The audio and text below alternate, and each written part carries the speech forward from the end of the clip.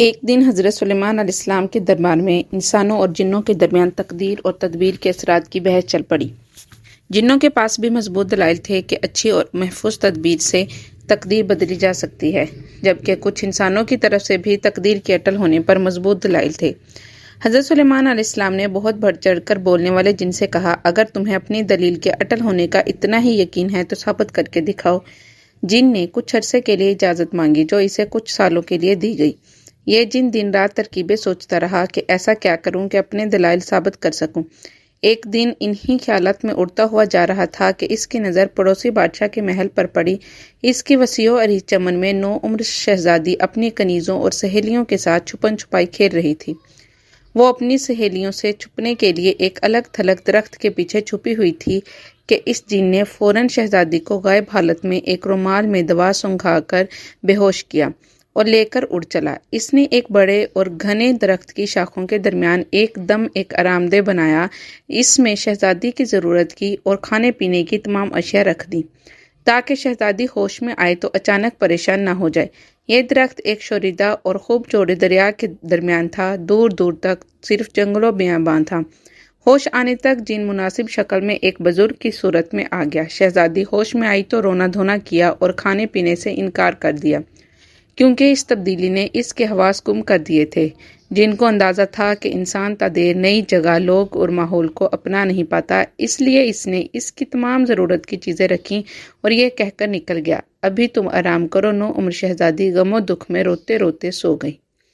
جن اگلے دن بزرگ کی شکل میں آیا اور اسے پرشفقت انداز سے جھوٹی تسلیاں دی تاکہ وہ بیمار نہ ہو جائے، کہیں بادشاہ معظم اسے سزا نہ دے۔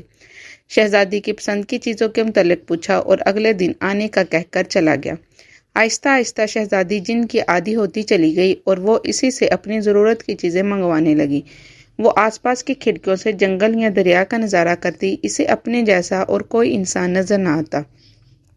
لیکن جن جسے وہ بابا کہنے لگی تھی کے بارے میں جان چکی تھی کہ وہ ایک جن ہے جو کمرے سے نکلتے ہی وہ غائب ہو جاتا ہے، جبکہ باہر کوئی سیڑھی نہیں تھی۔ وقت گزرتا گیا اور شہزادی 9 عمری کے دور سے نوجوانی میں داخل ہو گئی۔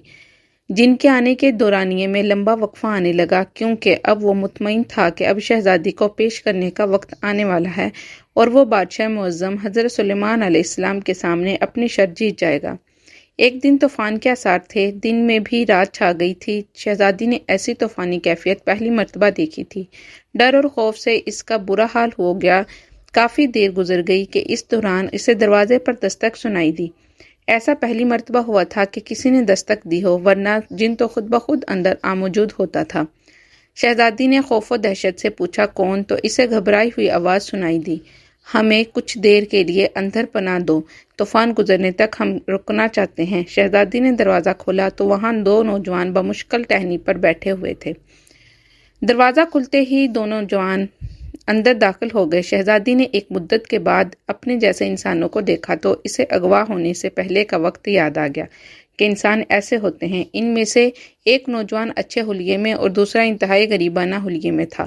شہزادی نے امیر شخص کو، جو کافی زخمی تھا، کو اپنے پاس موجود مختلف دوائیاں دی تو غریب آدمی نے اپنے ساتھی کی مرہم پٹی کی، کچھ کھانا کھایا اور آرام کرنے لگے۔ دونوں جوان حیران تھے کہ اکیلی لڑکی کیسے اور کیوں کر یہاں اکیلی رہ رہی ہے، لیکن انہیں فی الحال طوفان سے پناہ مل گئی تھی۔ شہزادی نے اگلے دن ہی بتایا کہ میں ایک جن کی قید میں ہوں، وہ مجھے نہیں معلوم کتنا عرصہ گزر گیا، بس میں اس وقت اتنی سی تھی۔ شہزادی نے ہاتھ سے اشارہ کر کے بتایا تو نوجوانوں کو اندازہ ہوا کہ وہ اس وقت 7-8 سال کی ہوگی اور اب ان کے اندازے سے 12 سال گزر چکے ہیں۔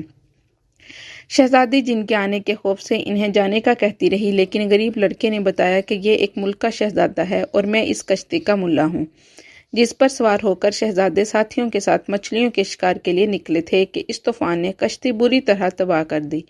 باقیوں کا کیا بنا، صرف ہم دونوں ایک ہی تختے سے چمٹ کر اس درخت کی لمبی شاخوں سے اٹک گئے۔ چڑھتی طوفانی لہروں سے بچنے کے لیے درخت پر چڑھے تو کمرہ دیکھ کر حیرت بھی ہوئی اور بچنے کی امید بھی، لیکن یہاں تو ایک اور ہی ماجرا نظر آ گیا ہے۔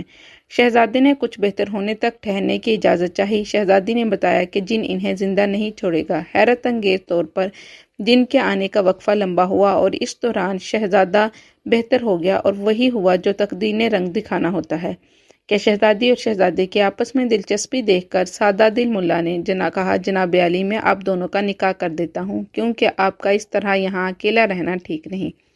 وہ اس کے بعد میں جلد از جلد شہر تک جاؤں گا اور آپ کے لیے مدد لے کر آ جاؤں گا۔ طوفان کی وجہ سے لاتعداد تختے نیچے موجود ہیں، میں کسی طرح پہنچ جاؤں گا۔ یہ ساری بحث سن کر شہزادی اور شہزادہ راضی ہو گئے اور ملا نے ان کا نکاح پڑھایا اور اجازت لے کر چلا گیا۔ چند دن گزرنے کے بعد جن آ گیا۔ شہزادی نے شہزادے کو کسی طرح ایسے چھپایا کہ جن کو شک نہ ہوا۔ جن نے آتے ہی نئے انسان کی بو کا ذکر کیا۔ شہزادی نے کہا، خود سوچو یہاں کوئی کیسے آ سکتا ہے؟ دریا کے درمیان ایک اکیلا درخت، اس قدر بڑا طوفان گزرا کہ اس کی بو سے تم پریشان ہو رہے ہو۔ جن کچھ مطمئن کچھ غیر مطمئن ہوا اور شہزادی تک کھانے پینے کی چیزیں پہنچا کر واپس چلا گیا کہ آج کل کے دربار میں میری ذمہ داریوں میں اضافہ ہو گیا ہے، اس لیے میرے آنے کا وقفہ لمبا ہوگا۔ شہزادی مطمئن ہو گئی۔ اب شہزادی کے دن خوشی خوشی گزرنے لگے اور چند ماہ مزید گزر گئیں۔ شہزادے کی بہتر صحت کے بعد ضد تھی کہ ہم دونوں فرار ہو جائیں، لیکن شہزادی جانتی تھی کہ جن ہر جگہ سے اسے تلاش کر لے گا اور شہزادے کو نقصان پہنچائے گا۔ شہزادے کو ملا پر بھی حیرت تھی کہ وہ آج کئی مہینوں سے مدد لینے گیا ہے اور واپس نہیں پلٹا۔ اب شہزادی ماں بننے والی تھی۔ شہزادہ سخت پریشان تھا کہ وہ اکیلے سب کچھ کیسے سنبھالے گا۔ شہزادے کو جن کے آنے کا احساس ہوا جو اسے اندازہ ہو جاتا تھا۔ شہزادہ فوراً چھپ گیا اور جن نے شہزادی سے آ کر کہا، تیار رہنا، میں تمہیں اس کمرے سمیت اٹھا کر بادشاہ کے سامنے پیش کرنے والا ہوں۔ یہ ایک شرط تھی جو میں نے جیتنی تھی اور اب میں جیت گیا ہوں۔ اب تمہیں شاہی دربار میں لے جانے آیا ہوں۔ شہزادی حیران و پریشان تھی کیونکہ اس کے بچے کی پیدائش کا وقت قریب تھا۔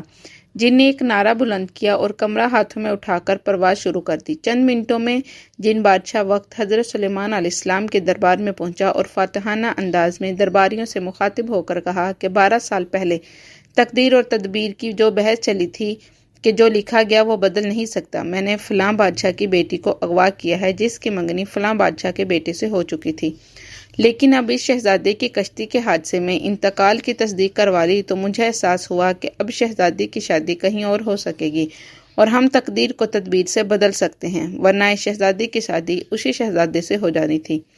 حضرت سلیمان علیہ السلام نے دروازہ کھولنے کا حکم دیا تو اندر سے ایک شہزادی کی بجائے 3 افراد برآمد ہوئے، شہزادی، شہزادہ اور ان کا بچہ۔